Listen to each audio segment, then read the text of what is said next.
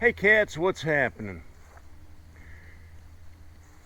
You know, in my career with the park system, 44 years with the parks, a good part of that was in forestry. When you think about it, the parks are all full of trees, and there's always trees that have to be dealt with. And same on my property. I've got these trees here. You see this dead one right here. There's another big dead one right there. They're ash trees that have died from the emerald ash borer. And they're great firewood. I mean, here's a couple snags right here that have poison ivy on them, but they could still be good firewood.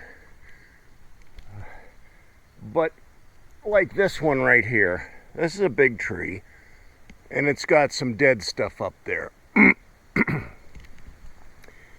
Now, in my career with forestry, I was a tree feller, so I was the one that could notch it, cut it, drop it, and usually put it right on the money where I wanted it to go. I could still do that here, but cutting trees by myself, using the chainsaw by myself, can be quite dangerous, and especially with these, because once these start to move, and you see all the dead brittle stuff up there, if one of those were to hit another branch and break off, it'd come down, hit me on the head, and injure me severely. And so it's not a wise idea for me to cut these. We always called them widow makers because they can kill people.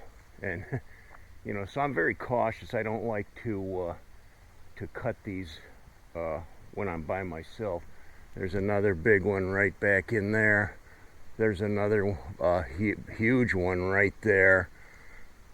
There's more all the way down here. And they're, like I said, they're great firewood. Well, with the recent storms, one of those great big ones fell and went all the way up there, busted through. And so the other day, I cut all of it up and split a bunch of it and hauled it up to the porch for firewood, because it's getting that time of year. So my option is either cut my own wood, split it, and stack it on the porch, or I can go to the Amish sawmill and get that slab wood that's already pre-cut into cordwood lengths. And it used to be I could go there and get a heaping pickup truckload for 25 bucks. But with inflation and everything, I'll give the guy 40 bucks now. I'm not there to rob him, and you know, he's trying to make a living too. But all that work right now has to kind of be on hold. Now you see there's a couple more right there. Perfect firewood,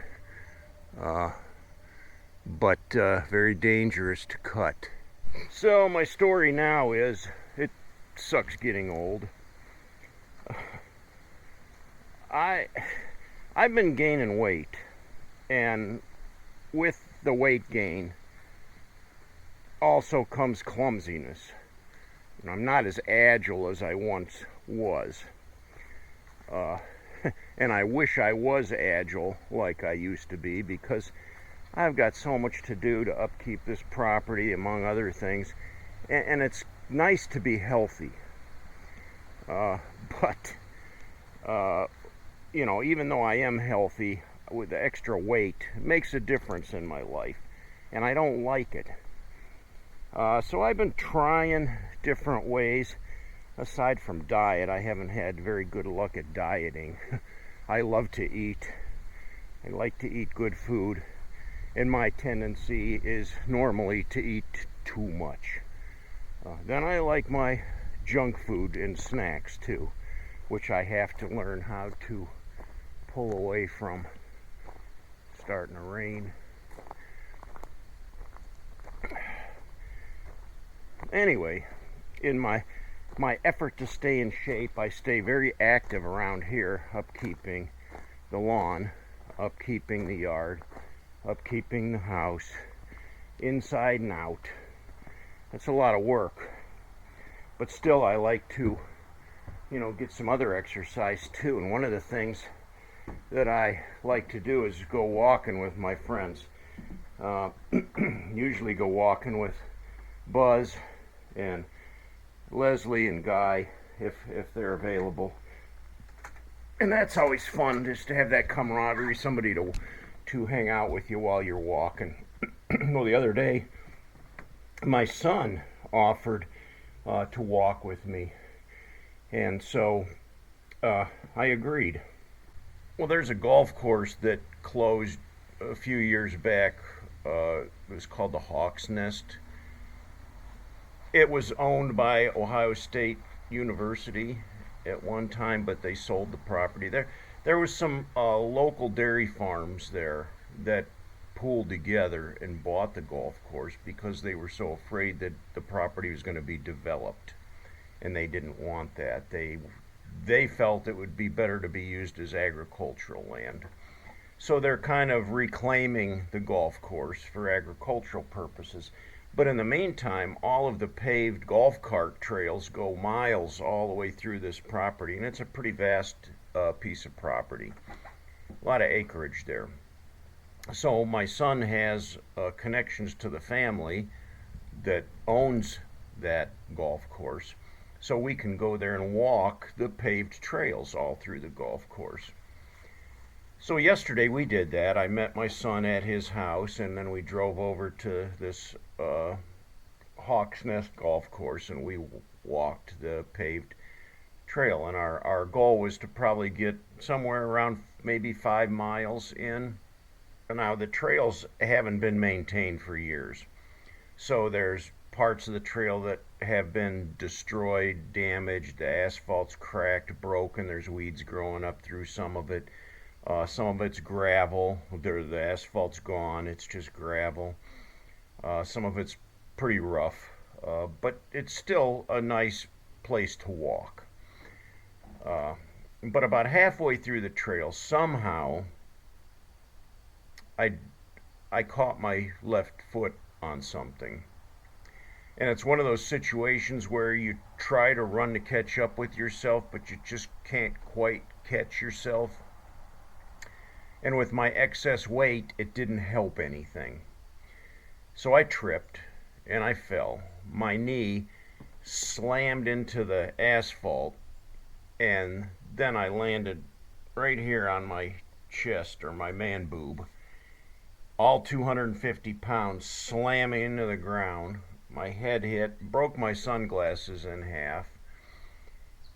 And I'm going to tell you what, you ever like hit your knee on something really hard, and you know that pain that comes like instantly, and it lasts for a minute or so, and then it finally goes away. But when you hit your knee real hard like that, oh, the pain, it almost brings on like nausea.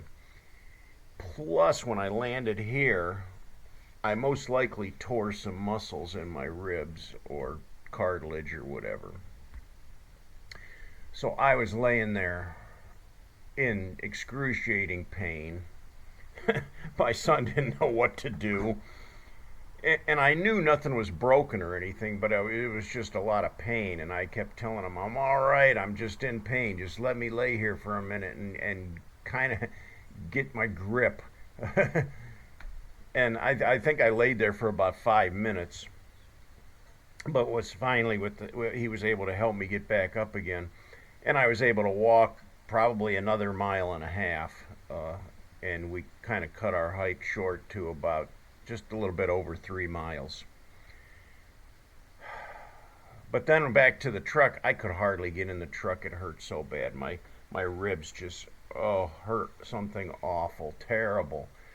I know nothing's broke there because I've had broken ribs before, and I know that's really bad. That's kind of a trip to the hospital. But this, it wasn't quite bad enough to go to the emergency room, and I know even if I did, they'd probably give me a prescription for some painkillers and send me on my way.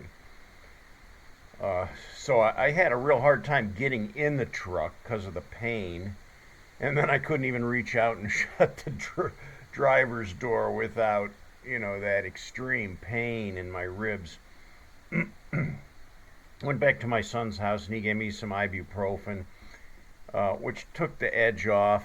And I got back home. I dug around in the medicine cabinet and I found some Val's narcotic painkillers, which I took, and that helped immensely.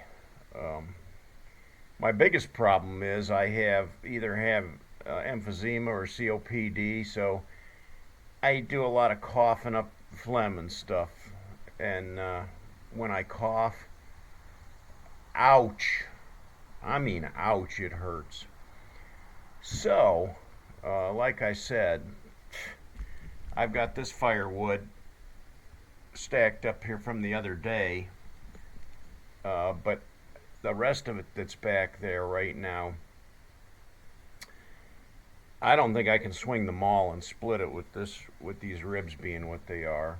Much less reach down, pick it up, and load it up on my truck or my dump trailer to get it up here, and then to carry it up and stack it on the porch. So I'm gonna have to hold off for a few days. Maybe in a week or two I can get back on the firewood thing again. As for those widowmakers, I'm not tempted to cut them down by myself. They're just a little too dangerous. So after I cut this one up that's fallen, now that fell naturally from the recent storms we've had. So it was easy just to chop that up, and safe for me too. So I don't have a problem with that. And I do have a lot of smaller dead trees around that need to come down. I mean, look at right here behind the garage. There's some smaller dead stuff there that needs to come out. I can put a rope on that and pull it out this way so it doesn't hit the garage. And they're not real big trees either, but that would give me a couple days worth of firewood, because I heat my whole house with firewood all winter. I don't use propane. I could use propane in an emergency situation, but the cost of propane, yeah, and it hardly costs me anything to heat with wood. So that's the route that I'm following now. So yeah, kind of down for the count here. Right now I'm under the influence of narcotics, so the pain is manageable. I can actually get up, move around, do things. I just can't get too crazy. And I don't even know about riding the bike. I don't know how that's going to work. I thought I would mow grass yesterday with the tractor, but just bouncing up and down on the tractor, I was like, no, no, no, no, no, no. Even with the painkillers, I can't do that. So we'll give it, a week or two, and hopefully it heals up, and I can get back on it again. In the meantime, that gives me plenty of time to pray for you guys. I still pray for you. And as I've said before, I know some of you are unbelievers. You don't believe in Jesus. I can tell you this, though. The day's going to come where every one of us is going to meet Jesus, whether we believe in him or not. So I'm just throwing that out there. But I continue to pray for you guys anyways. I pray for everybody. I pray for those of you who are sick, who are ill, who are down for the count. I pray for those of you who are going through some serious issues, whether it be divorce or financial situations. Life is tough. It's tough for all of us. We all struggle, and we all need to support each other. So my prayers go out to you, my friends. And I thank you for your support. Love the comments. All of my comments are positive. When you have a YouTube channel, you always kind of go down through there and you're always anticipating somebody to be very unhappy with something you said or the negatives.